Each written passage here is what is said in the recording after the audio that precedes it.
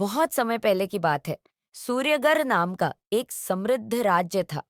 वहां के राजा वीर सिंह न सिर्फ बहादुर थे, बल्कि बहुत बुद्धिमान भी माने जाते थे।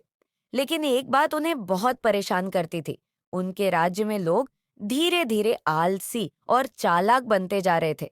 वे मेहनत से जी चुराते और छोटे छोटे कामों में भी झूठ बोलते। राजा ने फैसला किया कि अब वक्त आ गया है कुछ ऐसा करने का जिससे राज्य के लोगों को मेहनत और सच्चाई की अहमियत समझ में आए। उन्होंने एक अनोखी योजना बनाई। एक सुबह राजा ने अपने सैनिकों से कहा कि महल के पास एक बड़ा पत्थर सड़क के बीच में रख दिया जाए। पत्थर के पास एक सैनिक को छुपा दिया गया जो यह देखे कि कौन क्या करता है।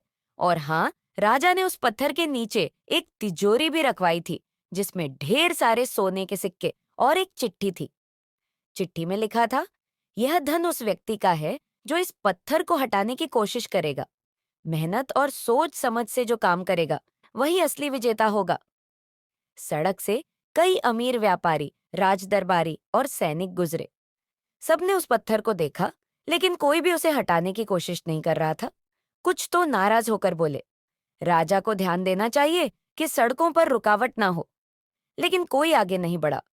इसी दौरान एक गरीब किसान रघु वहां से गुजरा।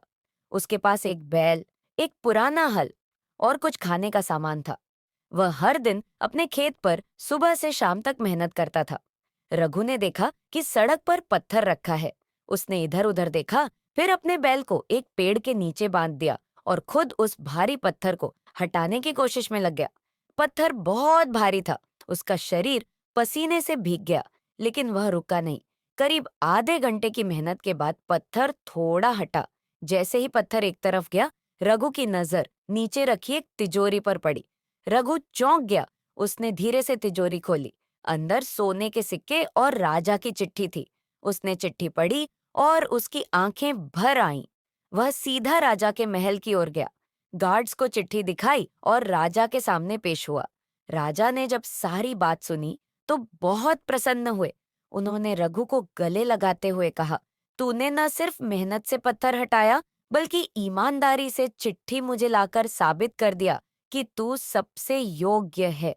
राजा ने रघु को न केवल सारे सिक्के दिए, बल्कि उसे अपने राज्य का जनता प्रतिनिधि भी बना दिया। अब रघु सिर्फ एक किसान नहीं रहा। वह गांवों में जाकर लोगों को मेहनत, सच्चाई और सहयोग का महत्व समझाता। धीरे धीरे पूरा राज्य बदलने लगा।